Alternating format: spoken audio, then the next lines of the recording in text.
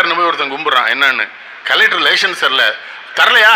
சரி, அப்ப நான் திறந்து வச்சிடுறேன், அவன் லைசன்ஸ் வந்த அப்புறம் நடத்திக்கங்க. இப்பன்னா கலெக்டரை க்ளோஸ் பண்ணிடுவான். முதல்ல அவனை கொன்று அந்த கலெக்டர் சொல்லுது, நான் திறந்து வச்சுட்டு போறேன், நீ அப்புறம் நடத்து. அப்பவும் எல்லா கட்சியிலையும் அயோக்கியம்னா 2 பேருக்கு தான் வந்த அயோக்கியனை பத்தி நீ வருத்தப்படக்கூடாது, அவன் பெர்மனண்டா எல்லா கட்சியிலையும் இருப்பான். அதுல ஒருத்தன் நைஸா காமராஜ்கிட்ட போய், லைசன்ஸ்லாம் தர வேண்டாயா, சொல்லு, நீ ஏதோ சொல்ல வரையங்கிறார். இவருக்கு தெரியுது, அவனை அந்த குரல்லே காமிச்சிருவாரு சண்டாளை. சொல்லு, அந்த கலெக்டரியா லைசன்ஸ் ராட்டா பரவாயில்ல, சொல்லு. அவரு சொன்னாரியா, நாங்க சொன்னோம் முதலமைச்சர் காமராஜ் திறக்க வராருன்னு சொன்னோம், சொல்லு என்ன சொன்னா அப்படின்னு. நான் நினைச்சா முதலமைச்சர் ஆகிடுவேன், உங்க காமராஜ் நினைச்சா கலெக்டரா முடியுமான்னு கேட்கான் ஐயா அப்படின்னு. 10 சிரிச்சாருன்னா வெடிச்சுட்டு தான் சிரிப்பா. 10 நிமிஷமா கக்கன்னு சிரிக்க. சரியா தானே கேட்டிருக்கான் லூசு பையில. நான் கலெக்டரா முடியுமால முட்டா பையில. நம்ம ஜனநாயகத்துல அவன் நின்றுவான், ஜெயிச்சு முதல் மந்திரி ஆயிடுவான்டா, படிச்ச பிள்ளை முட்டா பையில. ஏல கலெக்டர்கிட்ட போய் நான் அசிங்கப்படுத்திட்டீங்களாங்க.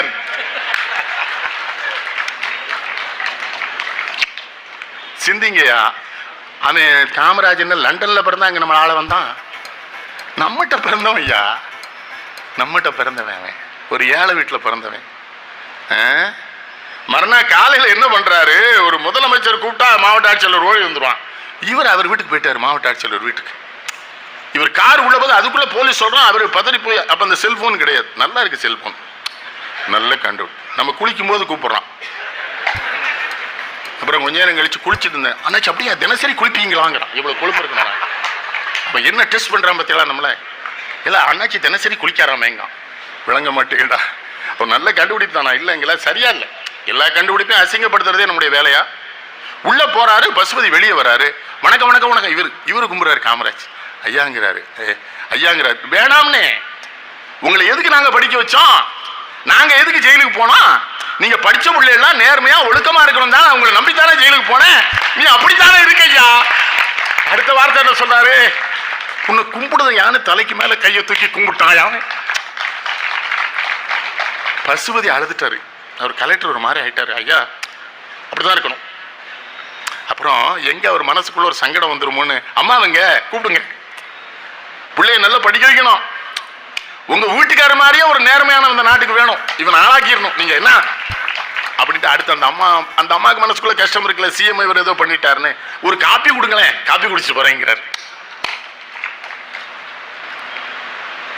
இந்த சிவகாமி அம்மாளுக்கு ஒரு ஏக்கம், மகன் மந்திரியா இருக்கான், சொந்த ஒரு 2 பேர்கிட்ட சொல்லி அனுப்புது, நான் ஒரு 6 மாசமாவது அவன் கூட இருந்து அவனை பார்த்துக்கிறேன், கொஞ்சம் அவன்கிட்ட கேளுங்கன்னு. இவர் மனுஷன் தானே சொல்றாரு, தேடும்ல அவளுக்கு என்ன, நான் கல்யாணம் வேற பண்ணல, தேடும் வந்திருக்கலாம் தான். ஆனா அவன் இங்க வந்து இருந்தான்னு வைங்க, என் தங்கச்சி பிள்ளைகள்லாம் இங்க வருவானுவோ, சொந்தக்காரனெல்லாம் இவளை பார்க்க வருவான், அவன் எவனாவது தப்பு பண்ணிட்டான்னா என் பேர்லாம் கெட்டுரும், கிழவி அங்கேயே இருக்கட்டும்.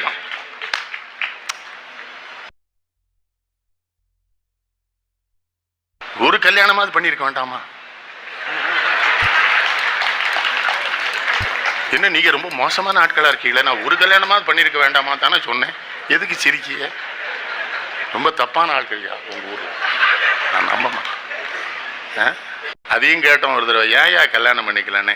ஜெயிலே இருந்துட்டேன்டா, அப்படியே ஒரு 40-45 வயசாச்சு, அதுக்கப்புறம் கல்யாணம் அதுக்குன்னு விட்டுட்டேன். என்ன மனுஷங்க அவங்கெல்லாம். ஜீவானந்தத்துக்கு அவருங்க என்ன நட்பு? ஜீவானந்தம் தாம்பரத்தில் அபை தொடக்கப்பள்ளின்னு ஒரு பள்ளிக்கூடத்துக்கு அடிக்கல் நாட்டியிருக்காரு. இவர் திறக்க போறாரு முதலமைச்சர். தாம்பரத்துக்கு வர்றது குடிசை பகுதிக்கு வரும்போது காரை நிறுத்துறாரு. எப்பா இந்த ஜீவா இங்கே தானே இருக்கான், இங்கே அவனை பார்த்துட்டு போமேங்கிறாரு. இறங்கி போறாரு, சாக்கடையா தாண்டி வேட்டியை மடிச்சு கட்டி முதலமைச்சர். ஜீவா வீட்டுக்குள்ள இருக்காரு. ஜீவா இந்த பள்ளிக்கூடத்துக்கு நீ தாண்டா அடிக்கல் நாட்டினே? ஆமா, வந்து திறக்க போறேன் வாடாங்கிறாரு.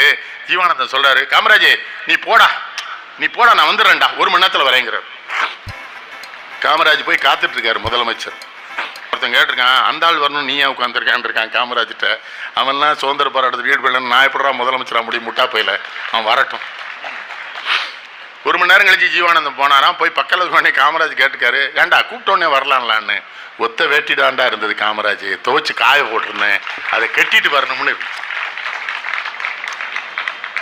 இப்ப நம்ம தலைவனும் எந்த வீட்டுல வேட்டி அவுத்து வச்சானே தெரிய மாட்டேங்கியா, எல்லா வீட்லயும் கேட்க வேண்டியிருக்கு. ஐயா வேட்டியை எங்க விட்டுட்டு போனாங்கன்னு கொஞ்சம் சொல்லுங்க. அதுக்குன்னு உளவு பிரிவில் ஒருத்தர் வந்திருக்கானே, இதெல்லாம் கண்டுபிடிக்கிறது. அட பாவிகளா பாவிகளா, ஒத்த வேட்டி. காந்தியடிகள் ராஜேந்திர பிரசாத் இருந்தார்ல, முதல் குடியரசுத் தலைவர், அவர் ஊருக்கு கூட்டிருக்காரு காந்தியை.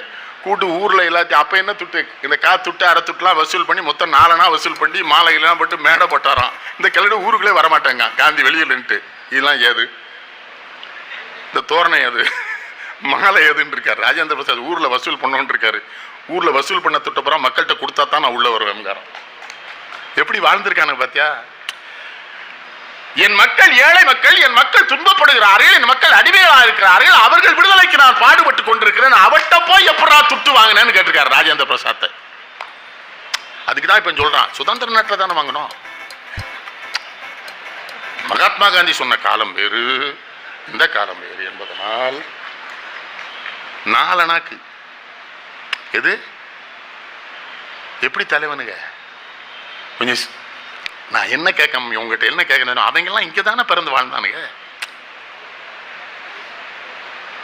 இவற்றையும் ஒரு கெட்ட பழக்கமும் கிடையாதுமா, அதுக்கு வருத்தப்படுறானே. சீரடி மாட்டில அப்படியே நினைச்சு பெரிய எப்படி 40 வருஷம் அரசியல் இருந்தீங்க. ஆஹா, அரசியல்னா என்னன்னு போய் படிச்சிருக்கான் பாத்தீங்களா? இவ்வளவு பண்ணாதான் என்ன. எம்கே எல்லாம் நினைச்சு பார்ப்பேன், கல்யாண சுந்தரத்தை, பாலதண்டாயுதத்தை. நல்லா யோசிச்சு பாருங்க.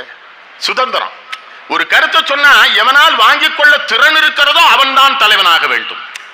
ஒரு கருத்தை உனக்கு எதிரில் இருக்கிற அறிவாளி சொன்னான் என்றால் அதை வாங்கிக் கொள்ளுகிற, அதை ஏற்றுக்கொள்ளுகிற, இல்லை அது தவறாக இருந்ததால் அதை தவறு என்று நிரூபிக்கிற அறிவுடையவனாக எவன் இருக்கிறானோ அவன் தலைவனாகணும்.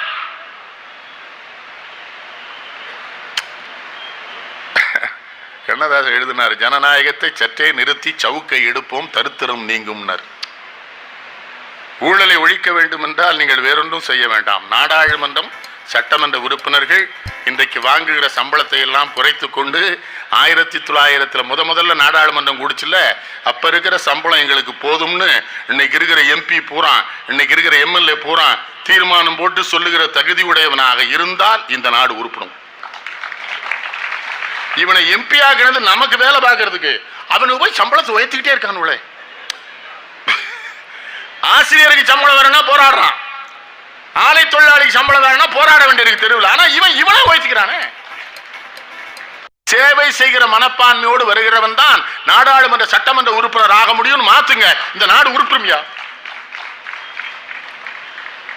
47க்கு முன்னால அவன் குடும்பத்துக்கு என்ன சொத்து இருந்துன்னு இப்ப காட்டட்டும். நம்மகிட்ட காட்டிட்டு இவன் அரசியல்வாதி அனுப்புற அந்த சொத்து இருக்குல்ல, அத்தனையும் அரசாங்கம் எடுத்துக்கொள்ளட்டும் என்று இந்த நாடாளுமன்ற உறுப்பினர், சட்டமன்ற உறுப்பினர்கள் எத்தனை பேர் சொல்ல தயாராக இருக்கிறார்கள்? நீங்க கேளுங்க.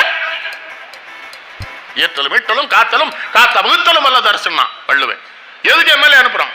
Is our servant. நாம் 1.25 லட்சம் பேர் அங்கே போய் இருக்க முடியாது என்பதற்காக நமக்கு வேலை செய்ய ஒரு ஆளை தேர்ந்தெடுத்து அவருக்கு சம்பளம் தந்து, அவருக்கு பேட்டா தந்து, எல்லாம் தந்து, என் வரிப்பணம் ஒழுங்கா எனக்காக செலவழிக்கப்படுகிறதுக்கான திட்டங்களை வகுத்து அங்கே செயல்படு, சரியாக கவனியும் தான் அனுப்புறான்.